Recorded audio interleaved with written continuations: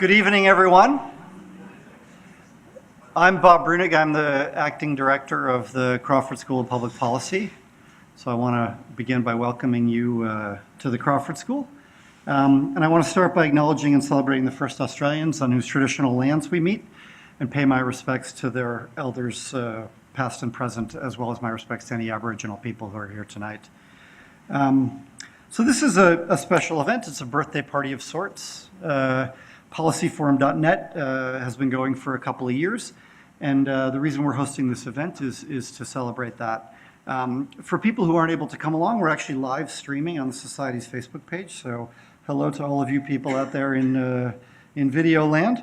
For those of you who don't know, Policy Forum is the ANU's website for analysis, debate, and discussion of regional public policy issues. And it's not just regional and global public policy issues. So we've had some articles about the US presidential election, for example.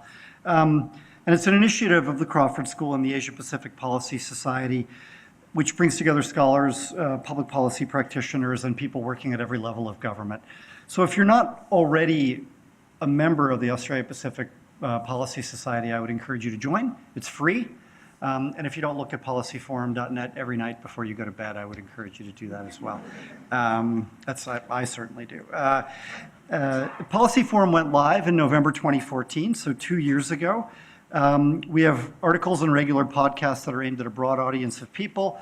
We've had authors such as former Prime Minister Malcolm Fraser, High Court Justice Michael Kirby, hundreds of other people, as well as people like Asit Biswas, who've written on policyforum.net, and other people from LKY School of Public Policy.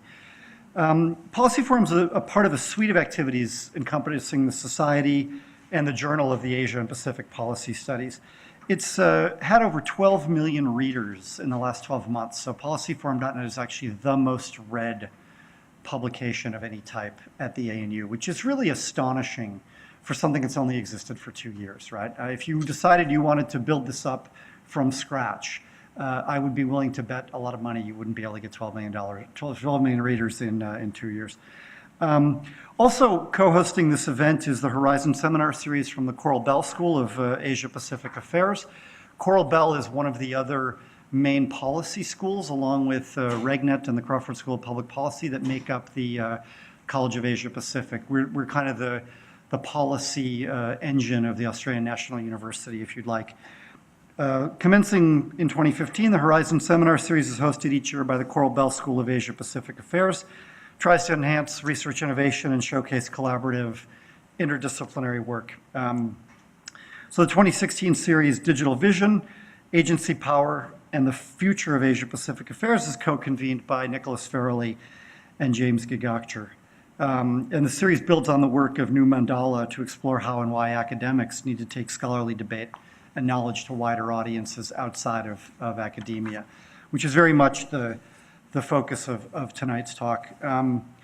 So I'm sure for most of you, tonight's distinguished guest, Professor Biswas, does not need much introduction. He's one of the world's leading authorities on water and environmental management. He's held professorial positions in the UK, in Canada, in Sweden. He was a member of the World Commission on Water and a founder of the International Water Resources Association and World Water Council. He's been senior advisor to 20 governments, 6 heads of UN agencies, and numerous secretary generals of the OECD, and many other organizations. It's not in my speaking notes, but you won the Stockholm Water Prize as well, which is really an extremely distinguished honor, as well as having won many other honors. So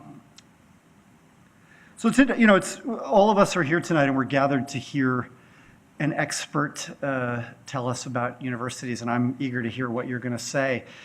If I can plant one question for you early on, I think Brexit and the victory of Donald Trump in many ways is a rejection of people like you and me, Professor Biswas, right?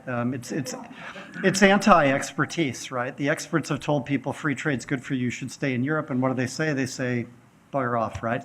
The experts said, don't vote for Trump, he'll be a disaster, and they've said bugger off, right? So as we take our knowledge and our expertise to an outside world, how do we deal with maybe majority or slim minorities who who reject expertise, I'll just let you cope with that. But please join me in welcoming Professor Biswas.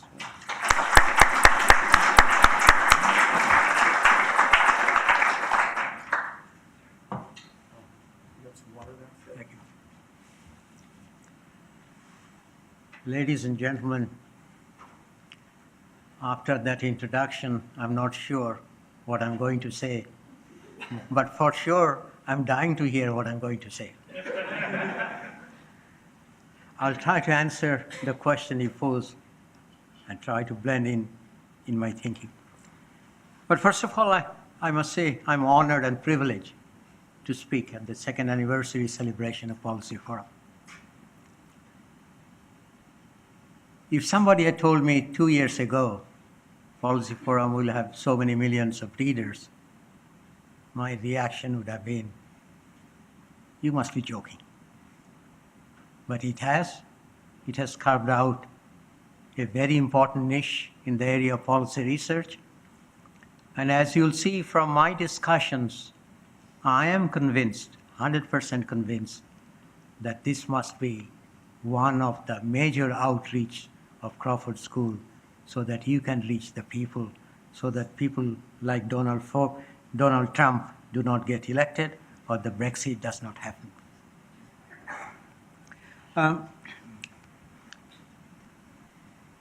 The question I want to pose that many of the world's most talented people are in the academia. There's no question about that. Yet, with such a talented group of people, academia right now, in my opinion, I may be right or I may be wrong, that's for you to judge. Academia doesn't have much impact on what the world discusses or the policies that are formulated. We do not shape public debates, nor do we influence policies to any significant extent. And I'd like to share with you my views, perhaps my biases, why this is happening. Some 2,500 years ago, Confucius said of education that in old days, Confucius 2,005 years ago, but he said, in old days, man studied for the sake of self-improvements. Nowadays, people study to impress others. I don't know what Confucius would have said now, but I see a lot of areas where we as university academics need to improve, need to think about it. Let me throw out some statistics given by the World Economic Forum. 25% of the global youth now are either unemployed or not working or not studying. Roughly 290 million people. In Greece, Spain, South Africa, youth unemployment is over 50%. In countries like Italy and South Korea, it's easier to get a job if you're not a university graduate compared to if you just completed the high school.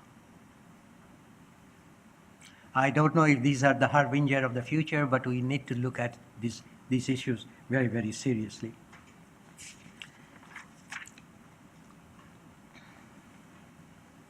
We are also seeing some dichotomies. Professors like me, who generally lead 4 to 6 research assistants at most, are being asked to teach leadership, communication, and knowledge. Are we the right person to do that? Now, If we look at the universities now, who becomes an academic? Most universities, an overwhelming majority of academics, finish their bachelor's degree, stay on for master's or PhD, perhaps do a postdoc, and become a professor. We go up the scale, assistant professor, associate professor, full professor, then dean, then maybe the president of the university, but that is our career path. The impression I get is we live in a bubble, academic bubble. I have no problem if we live in an academic bubble, but I make one caveat, that we academics must have a second place of residence. Ivory Tower is fine. We can live in Ivory Tower, I have no problem. But we must have another residence in the real world so that we can understand what the people want, problems we are looking at have solutions, and we provide that solution. And what is more important, that solution is actually used. That I do not see very much anymore. There seems to be a complete disconnect on what we are researching on and implementation of those ideas and solutions in the real world.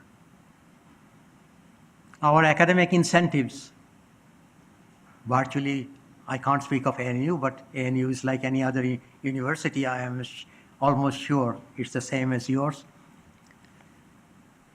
My academic incentive is, if I want to go up, how many papers I publish in a high impact journal.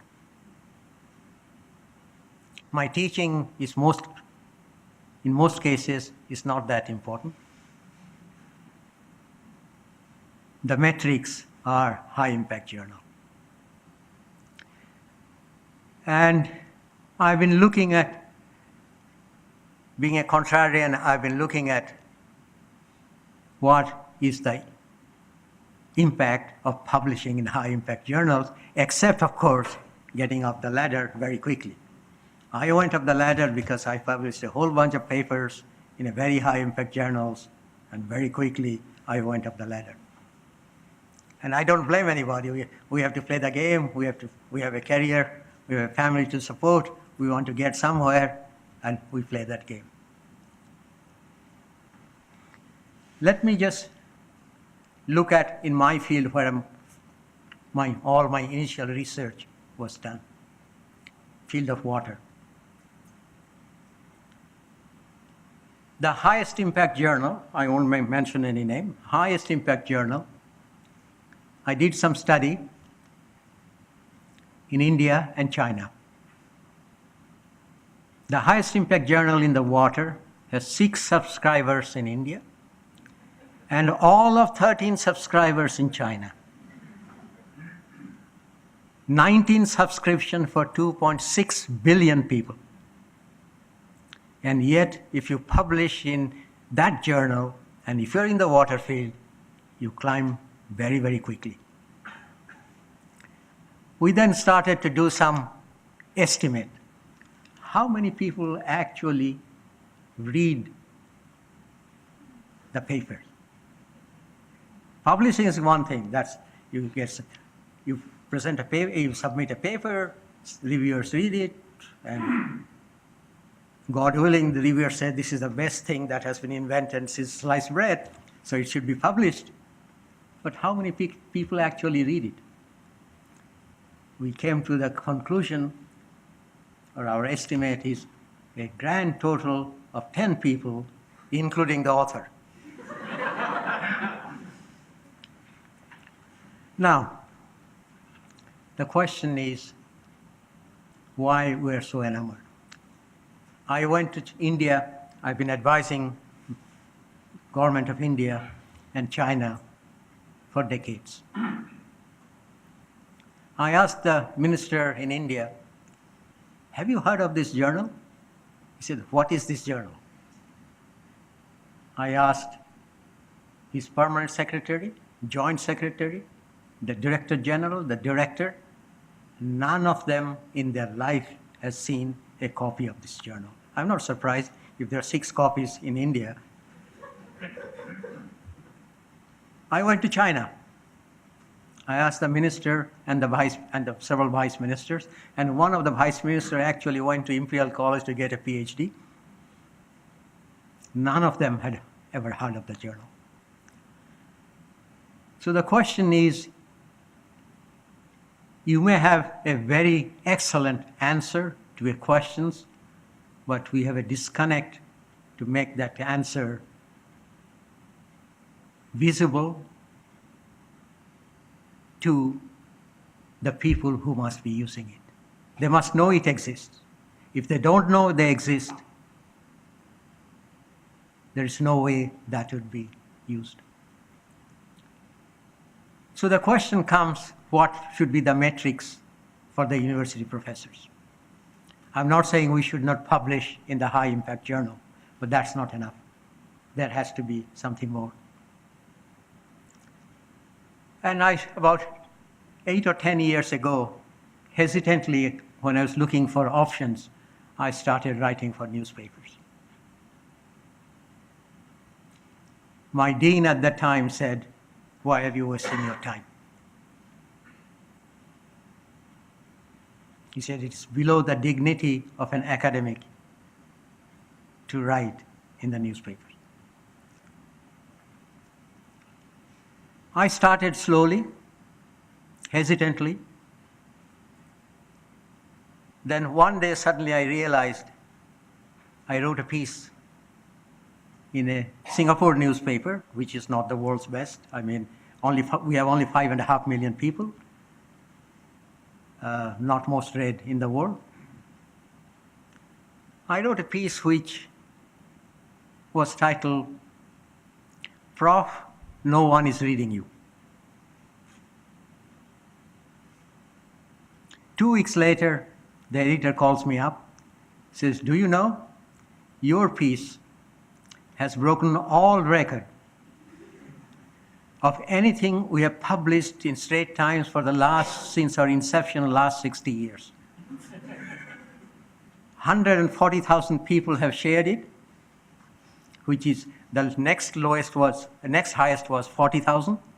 So you have bet it by 100,000. We have now requests from Turkey to Germany, including Australia, to give the language right and republish it." I was simply flabbergasted by the reception. And I asked myself, if 150,000, I don't know how many people read it because these are only shared. If so many people read it, maybe it has had some impact. And the other piece of statistics I found when we were doing our work on this high impact journal, one thing we found out that if somebody refers to your paper, if another author refers to your paper, it does not mean that fellow has actually read your paper, only the part of your paper. And that was a revelation to us that I never thought somebody will refer to our paper without reading only part of it, but not the full of it. So I started asking myself, maybe this is one way to go. Maybe I should spend more time writing on public policy issues which people will read. And then I realized I'm in a completely different territory. Writing for a newspaper is completely different writing for a scientific paper, completely different.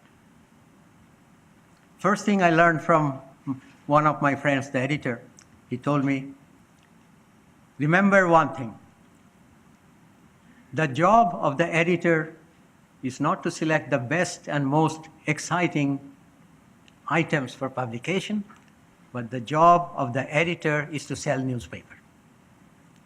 Now, if you remember the job of the editor is to sell the newspaper, and you write something so that people want to read, chances are very good we will accept it. Because right now, generally, in most newspapers, 95% of the submissions they reject it because they get so many submissions. So you have to write something readable, something exciting, perhaps a little controversial.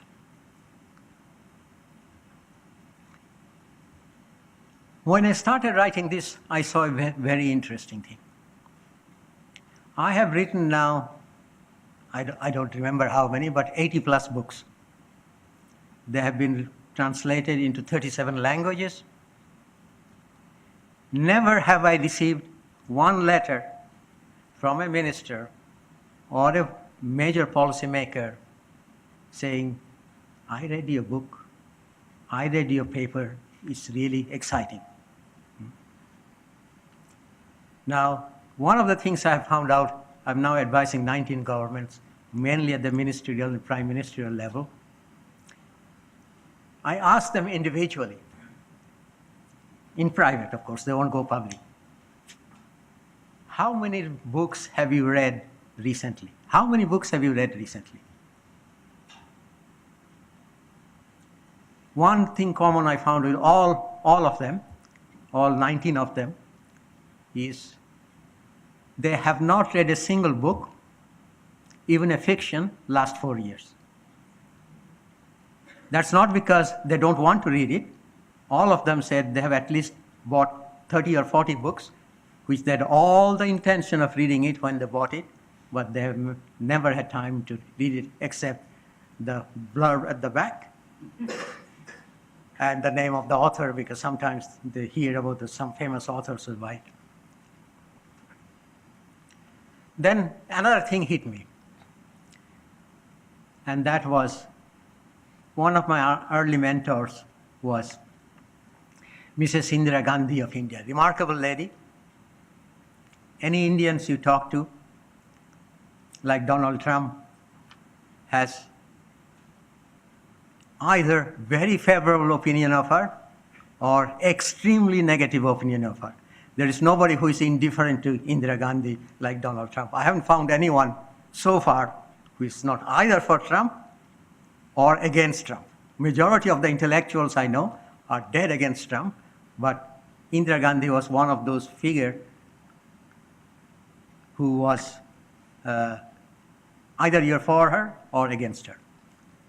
But the interesting thing is, I remember when she became the prime minister, her requirement is every day when she comes to her office, she wants a 2-page note, maximum 2-page note, which will summarize everything the newspapers in India plus BBC.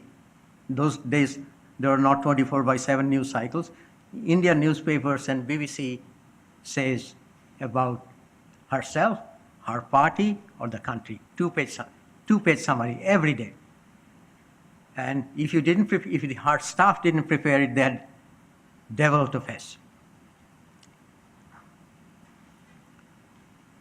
When I was with the government of Canada, I found out Pierre Trudeau, that time current prime minister's father, I found he had exactly the same requirement. When he came to the office, he wanted a 2-page summary, what the Canadians think about, or the Canadian newspaper say about his Liberal Party, about himself, in general, the government. Then I asked myself, if they do it, if they read the newspaper, summary of the newspaper, has any of them asked their staff, during the last 1 year, forget each day, last 1 year, what have been the 6 major developments in their field, the minister's field, which they should know? 6 developments. I don't know a single minister, even now, who is asking his staff what are the major developments in their field written in academic papers. I came to the conclusion that if we want to reach the public, if we want to reach the policymakers, we have to think about some other way of reaching them. And only two ways I can see now to reach them. One, we have to develop good relations, personal relations with politicians, with the people in power. And only way I found you can develop good relations with people in power is when they are not in power. And that is a very important judgment, because when they are not in power, they have time to talk with you. So you have to find out, as academics, we have to find out who are the bright young people who are destined if there's deputy minister, they're junior minister, but they're destined to be minister and then become even prime minister. So that depends on your judgment. You have to make an overt attempt to get close to him so that he knows or she knows what you are capable of. Develop a question of trust between the two. That's the only way you can reach them. When I was asked, how come you're so close to the minister? I said, that is because of my mentor. Again, I go back to Mrs. Indira Gandhi. In 1973, I was discussing with her, and at that time I was only looking into water, and I thought the world and the sun and the moon revolved around water. She looked at me like a kind mother and said, Asit, I'm the Prime Minister of India. I have to tell you, I have absolutely no interest in water. Zero interest in water. I was horrified, completely horrified. I said, Prime Minister, how can you say that? Human beings cannot live without water. You cannot grow food without water. You cannot generate energy without water. So how can you say you have no interest in water? She looked at me, and that has remained all my life. She looked at me and said, I am the Prime Minister. I am not interested in means. I am only interested in the ends. I said, what do you mean? She said, as a Prime Minister, I am only interested how you improve the standard of living of the Indians. How do you generate employment? How do you reduce poverty? Now, if you want to discuss with me with water, only time I'm willing to hear you is if you can frame your discussion completely differently. How water can be a catalyst for regional development. How water can be an engine for economic growth. How water can alleviate poverty. Then I'm willing to listen, because that is of interest to me, and that's what I'm trying to do. And if I want to be reelected, I have to show I'm improving the quality of life of the people. And that has remained all my life. Since 1973, I stopped being an engineer. I'm an engineering by training. I have to tell you, I know nothing about engineering by now. Forget even the basics, I've forgotten. I try to frame all the discussions I have in terms of what the politicians need to know. And so that is one of the important things we have to remember, how to phrase your discussion. And most academics don't realize that. They either want to discuss energy. Mrs. Gandhi told me that, look, tomorrow I'm going to give a lecture, and here is the lecture.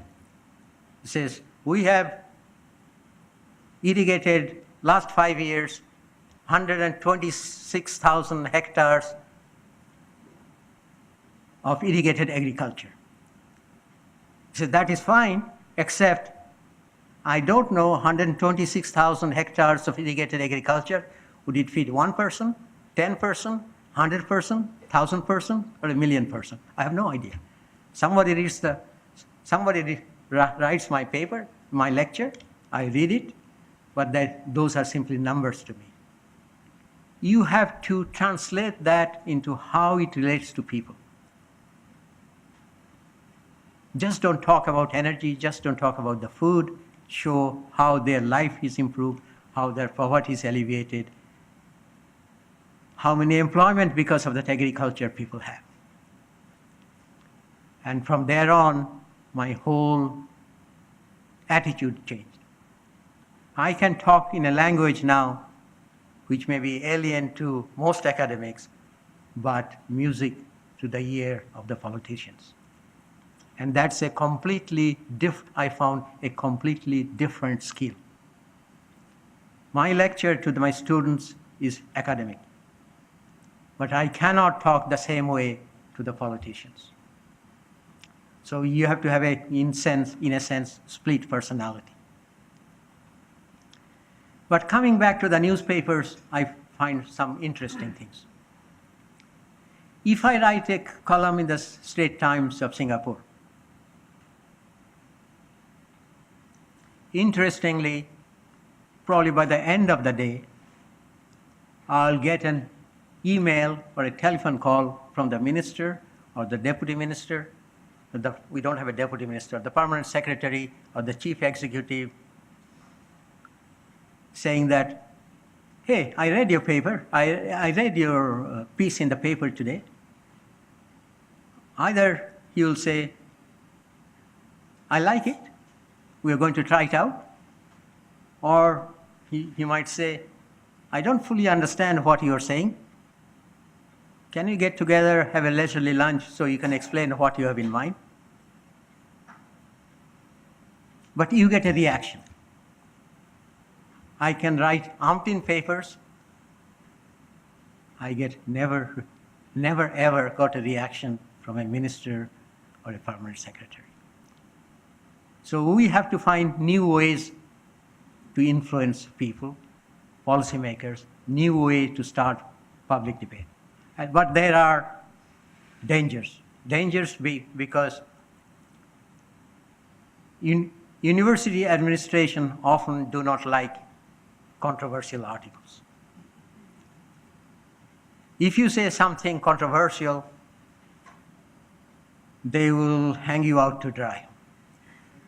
Basically saying, we have that's nothing to do, it is his personal opinion, which it is.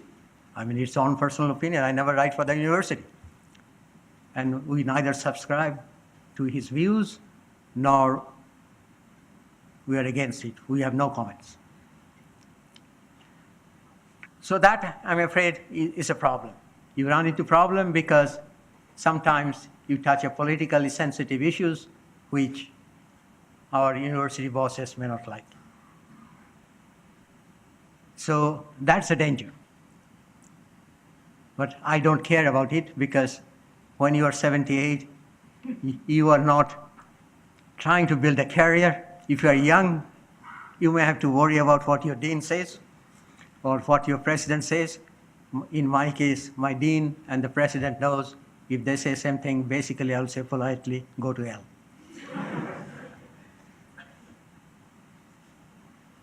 But believe me, they have impacts. The impacts are very significant.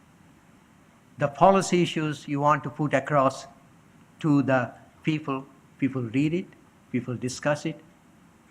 And the interesting thing I find now, many of the policy forum pieces I have written, I don't know how many people download it or read it here. I don't have that information.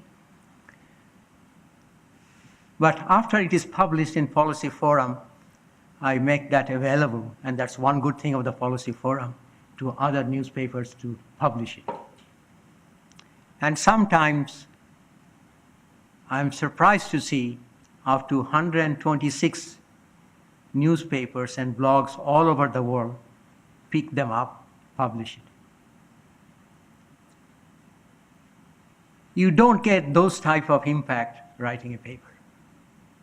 You don't get those type of discussions by writing a book. But there are also dangers. Dangers means when you write for the newspapers, they have their news cycle. I give you one example. Last year, China Daily, for whom I write regularly, the editor, she's a remarkable lady. Her English is better than most English men or women I know. She said, there's a big drought in China.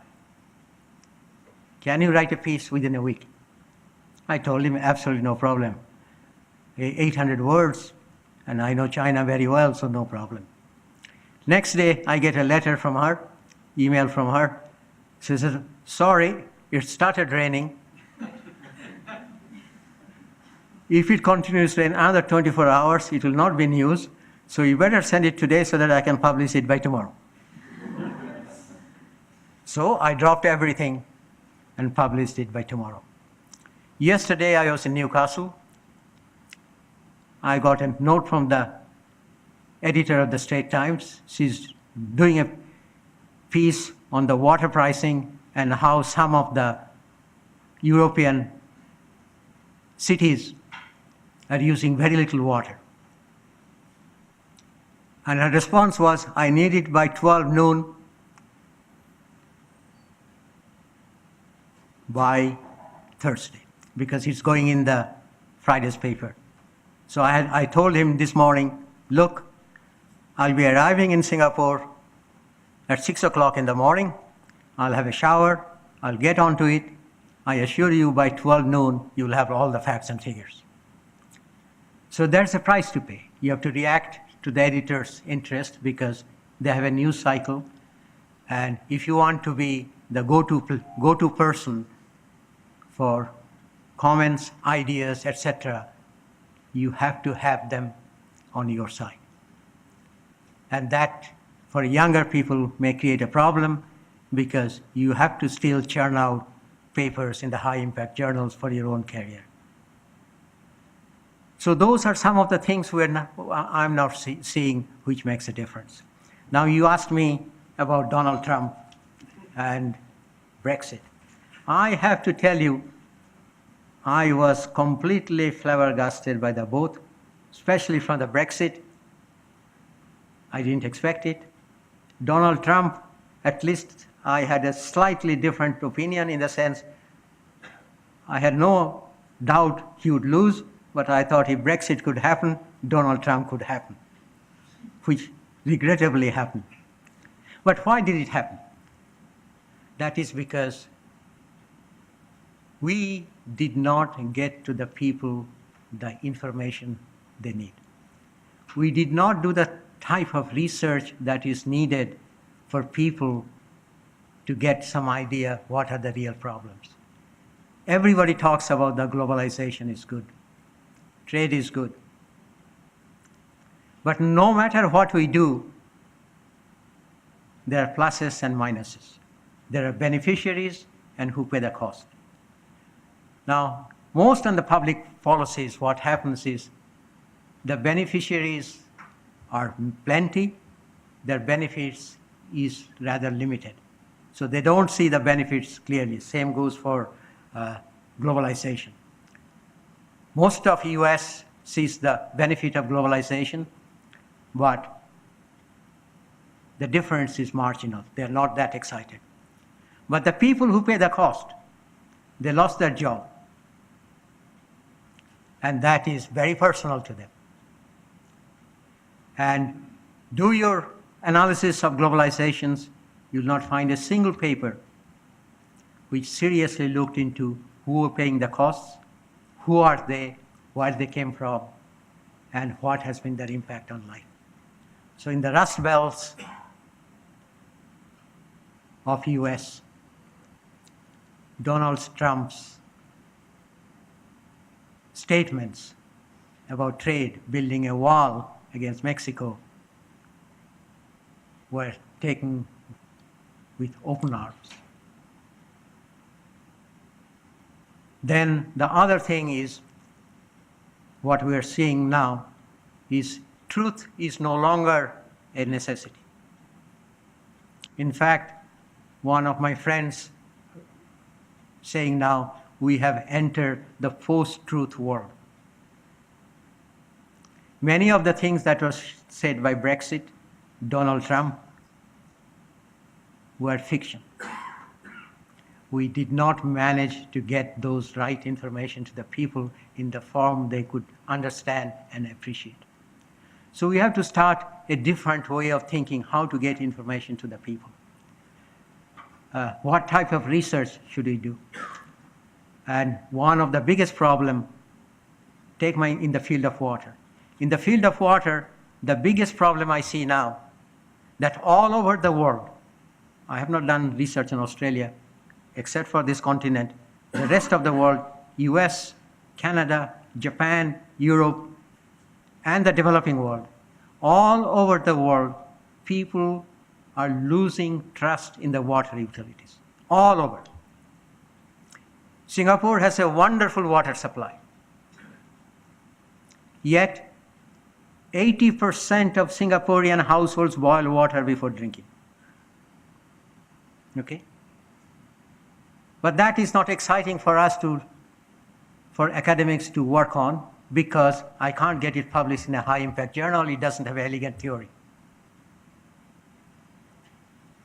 The number of people in the West now resorting to point-of-use water treatment systems is skyrocketing, from US to Japan to Western Europe, skyrocketing, Singapore, skyrocketing. Use of bottled water in Singapore between now and 2020 will double. And Tokyo and Osaka has now problem that bottlers are bottling the city water, selling it at 1,000 times in the store. City water, nothing else. And they don't claim it is a mineral water or anything. People are buying that at 1,000 times the price they're paying, will pay if they fill up their bottle from that tap. Why? But those, no high-impact journal will publish, so nobody is looking into it, nobody is doing any research on that. And those are some of the price we are paying because of this fixation on high-impact journals. I'm not saying we shouldn't publish it. It is necessary to knowledge. But my thesis is knowledge has several components. Number one is generation. We are quite good at knowledge generation. Number two, knowledge synthesis. We are not so good in the academia, knowledge synthesis. Knowledge dissemination. We are not very good at knowledge dissemination. And knowledge application, there's a complete disconnect between knowledge application and knowledge generation. And so we need to rethink how we do that. And my concluding statement is, I really appreciate what Policy Forum is trying to do. Perhaps ANU needs a few more policy forums or expand that. That doesn't mean you shouldn't publish in the high-impact journal, because your credibility, your ranking, your funding from the center, or all depends. Attracting right professors, even the right students, will depend on your ranking. So until the ranking process changes, we don't have any choice. So with that, I'll say thank you very much. It's a pleasure and privilege to come to this school and talk about it.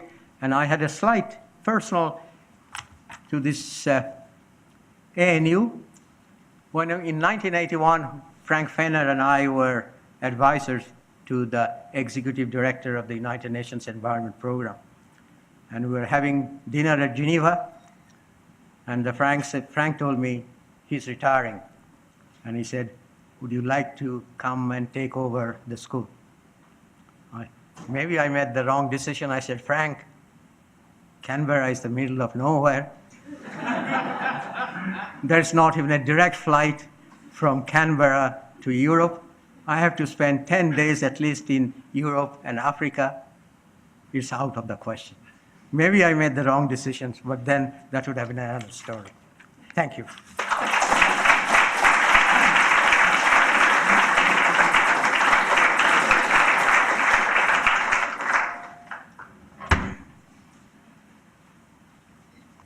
Yeah, I think Canberra is still the middle of nowhere. We only just got a direct flight to Singapore, so I'm taking that tonight. I know. So I think we have time for a few questions, and I'm sure that there will be some questions. Very stimulating talk, lots of topics that were touched on. We have some microphones out in the audience, so if people have questions, and how about this gentleman right here? My name's Tom Swan. I'm a researcher at the Australia Institute. We're a think tank based here in Canberra, and a lot of what you were saying really resonates with me, and is the reason why I've left academia and now do research in a third-party NGO research organisation, because it seems to me quite difficult to have an impact within the constraints of university incentives. So my question is, how can universities change the incentives, and how can academics encourage universities to change incentives to allow especially young researchers to have more impact? That's a very good and important question. Only way we can do that is to change the ranking system of the universities. And to that extent, I'm having discussions with all the three major ranking who do the ranking. I've been telling them they're measuring what is measurable and easy to measure, okay? But that is not the indication of what's the best. Even then,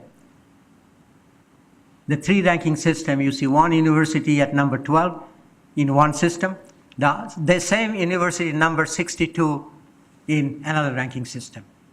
I can understand from 12 to maybe 10 or 14, but not 12 and 62. So these are clearly art. A lot of this is perception. And what I'm trying to tell them, convince them, that they should measure impacts on a whole variety of new metrics. There is some discussions.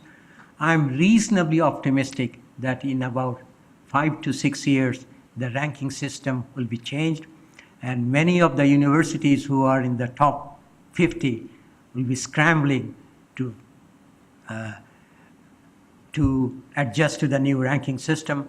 And that ranking system, I'm asking to consider many things, not only for research. I'm saying the students.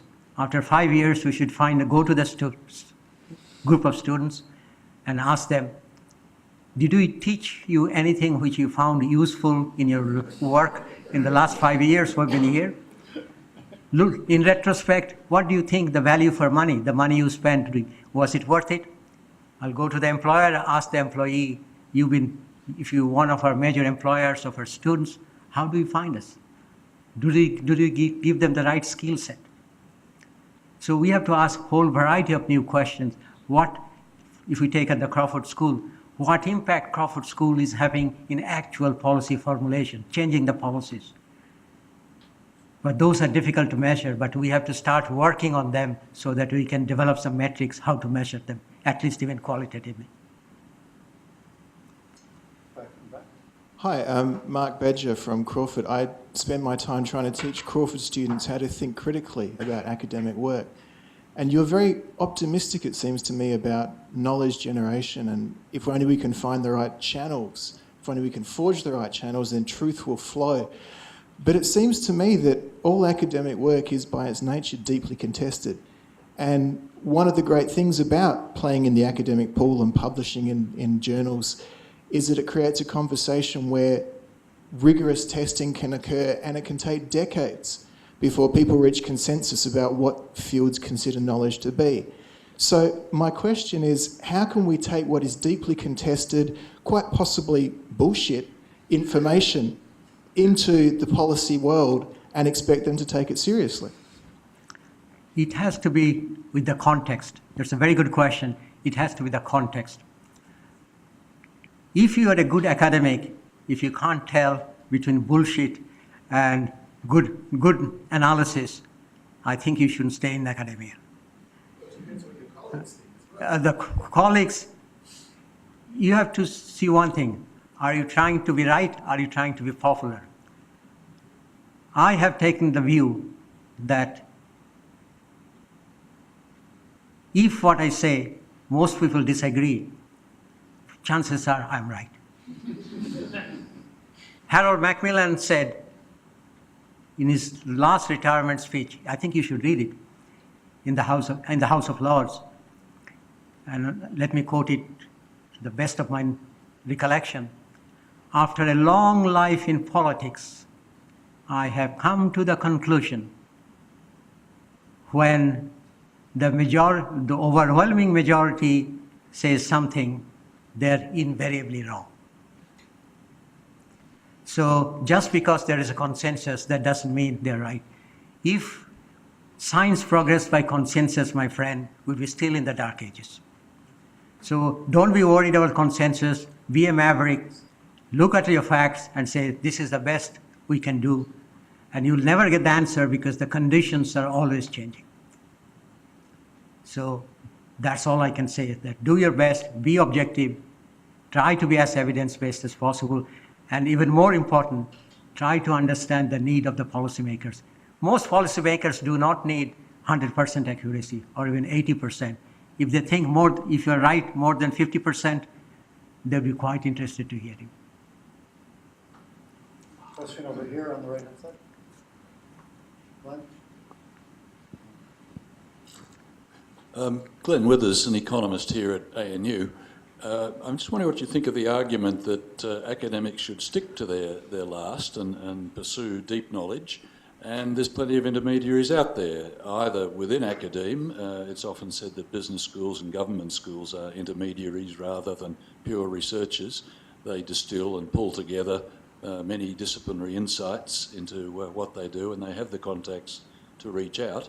But also out there in the community, there are the think tanks, the Australia Institute or the Brookings Institution or whatever, and these days the consulting companies, everything from Ernst & Young to the Boston Consulting Group. What do you think of that argument? I'm not necessarily convinced myself, but I'd like to know what your view on it is. My impression, I'll start with your last question, last aspect of your question first. If you want real advice, I wouldn't go to McKinsey, I wouldn't go to KPMG, I wouldn't go to Bain, I wouldn't go to them. Most of them hire my students straight after completing their master's degree. They have no experience at all. They charge an enormous amount of money. What they're extremely good at, which we academics are extremely bad at, their graphics and presentation is absolutely superb. Absolutely superb. They can go to any ministers, any senior policymaker, and simply flummox them with their graphics. And if you look at their underground hypotheses, they're full of holes. So I wouldn't worry about them. They're not our competitors. But they do make an enormous amount of money. They have an enormous amount of clout. But there's nothing we can do. We just go on with our knitting. Hi, my name is Jian Ding. I'm a PhD candidate in Crawford School postdoc program. And I think I got a two-part question. First, in this year, the British get out of European Union for their monetary policy. And the elite of the society in around the world couldn't predict that. Politicians, political scientists. Also, Donald Trump was predicted cannot get president this year. Again, they fail. China has a recession right now, and all the economists in China having no idea what to do. That's the first question. Do academics really know what's going on? Honestly, this is the thing. I mean, we actually cut away from the real world. We are actually in our office and trying to understand and predict what's going on. But again, the assumption in any models has to be realistic. But if you're in your office guessing what's going on, that part has problems. That's the first part. That in China, we're having recession now. All the people now having doubts about the academic ability. We need a quick answer, how to get out. And they give me a lot of big, sophisticated models. Those variables, very nice. But we need a quick answer. They can't. That's the first question. Second, in any area of academic, we constantly, I heard this, we always stress the importance of particular problem. For example, you study water, right? If I am correct. Also, food crisis, for example. I heard people were saying the food crisis in Australia is the same as the financial crisis around the world. They always stress the problem. Also, the environmental group always say, without government intervention, people or the cities will be flooded. Up to now, we know the food production in Australia can feed twice the population of Australian people. I don't see there's a problem yet. And now again, the environmental group always argue if we don't intervene, CO2 will get flooded around the world. But we don't see a single city get flooded yet. But we see that environmental department get bigger and bigger. This is the second question. Do academics really get our voice out? Are we actually getting the benefit for the society or get benefit for ourselves or some interest group? So that's the second question. Thank you. You don't ask easy questions. It's difficult to say about China. The problems are enormous. But let me say about the models. One of the eminent economists once said, we economists will predict, today we'll predict what's going to be tomorrow in economic terms. Day after tomorrow we'll tell you why it didn't work. And then we'll make another prediction. Primarily because the models, we model what we can model, not what is necessary to model. Second, when you model a complex economy like China or US, you don't have the data or the quality of the data. I've been working in China for now over 30, 35 years. I do not trust many of the data, official data that's coming out. And if you put garbage in the model with all the problems of the model formulation, which we don't understand, often a black box, if as a decision maker, I won't give two hoots for the results of the model. So I don't know if I answer your question, but that is my view. The models, the academia models are very popular. In my field also very popular. Very simple reason. You are assured of a PhD if you do a model. If you're assured of publications if you do a model. And we did a study about 11 years ago looking into how many models published in English language in major high impact journal were actually used. Would you like to guess how many? What percentage? Little more than 1/3 of 1%. So not 0, 1/3 of 1%. So that goes, but in academia, you get immediate benefit. Your student is assured of a PhD. You are a professor, you're assured of a joint paper if your students 2 or 3 papers, not 1, 2 or 3 papers in reasonably decent academic journals, so that everyone is happy. It may not be of any use, but everyone is happy.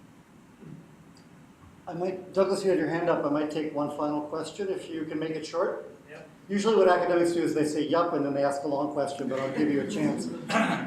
Can we get a mic to Douglas?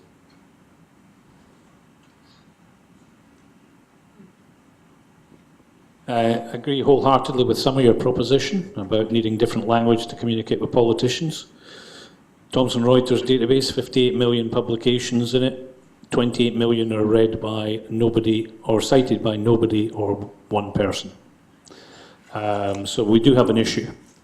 The question is, what advice would you give to young researchers in how they select their topic for research, making the assumption that you still want rigorous work and not just publicity? That's another tough question, so I haven't given very much thought to that. So I have to improvise on my feet. What advice would I give to a young researcher? Try to find a problem which has implication in real life. Why are it that your solution might have some resonance to solve the problem in real life? And then, if you can do that, then go to the next stage.